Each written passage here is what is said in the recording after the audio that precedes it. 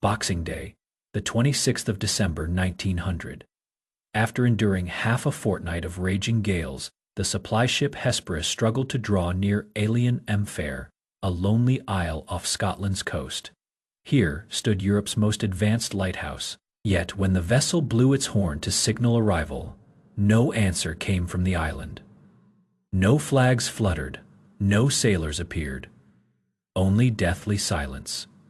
Two crewmen waded ashore and pushed open the massive iron gate. What met their eyes turned the veteran sailor cold with terror. The fireplace held long dead ashes. On the dining table lay a half-eaten plate of moldy salted mutton chops, while chairs lay overturned across the floor. More eerily, two heavy oilskin coats hung neatly on the hat stand, and the mechanical wall clock's hands were frozen rigid at 3:15 p.m. Every trace of daily life had been snapped still in a single instant. The three lighthouse keepers stationed here had evaporated utterly from the locked compound, as if they never existed. Beneath the truth lurked a despair far more skin-crawling than unbroken darkness. We must rewind to that bitter December. Eilean was less an island than a black tombstone jutted up from the depths of the Atlantic, ringed by sheer knife-edged cliffs. That winter of 1900, three men held watch over the tower: James, the gruff 50-something headkeeper with a cold temperament, gentle assistant Thomas, and young sailor Donald, sensitive, introverted, enduring his first winter alone on the remote rock. At first, life at the lighthouse fell into rigid routine. But on the 7th of December, an unprecedented hurricane struck. Towering abyss. Churned waves slammed relentlessly against the tower's foundations, and the wind howled like thousands of screaming beasts. By the 10th of December, the sole underwater communication cable had been torn free by the surf, sealing the lighthouse off from the world entirely.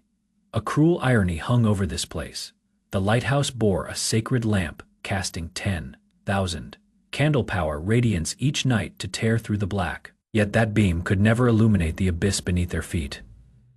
They could clearly spot the mainland coastline miles out to sea, yet send no cry for help. The light itself became a cage of hopelessness.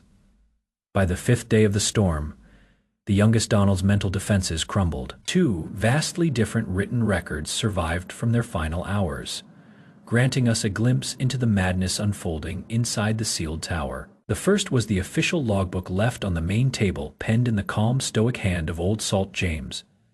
The 12th of December, storm rages on, Donald weeps, Thomas sits silent.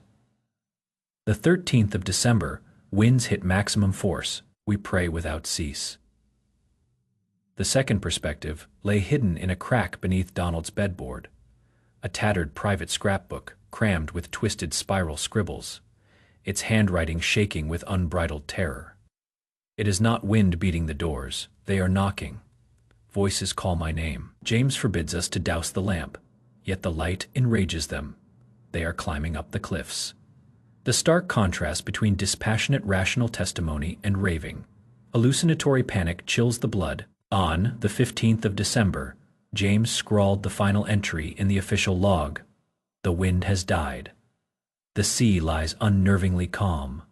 God is above all." No further notes followed. Yet, a deeply unsettling inconsistency emerges. Meteorological archives confirm every island across the archipelago enjoyed dead calm on the 15th of December, with no storm whatsoever. If the tempest had passed that day, what horrific hurricane and endless prayer? Did the logs chronicle natural weather, or a psychological tempest raging within the four walls of the lighthouse? Local folklore told of vengeful spirits taking the shape of gales to lure lighthouse keepers to their doom. Villagers guessed Donald might have stumbled blindly toward the cliffs amid hallucinations, with the other two diving after him only to plunge together into the churning abyss. But the oilskin coats hanging by the door disproved this theory. In sub-zero temperatures, who would rush out into the bitter cold without a heavy waterproof coat? Unless something terrified them so utterly at exactly 3:15 p.m.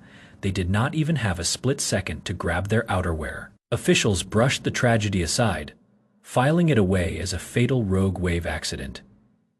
50 years later, the Lighthouse was fully automated.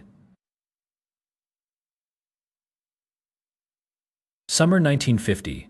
Demolition workers digging through silt in the reef crevices at the tower's base unearthed a weathered human bone. Beside it rested a sterling silver pocket watch, corroded black by salt water, its back engraved with the name James. Its seized gears stuck fast at 3:15 p.m., where the three men swept away by rogue waves, killed in a bitter falling, out or lured into an unnameable shadow beyond human comprehension. The answer, just like that rusted pocket watch, was swallowed forever by the Atlantic's bottomless abyss.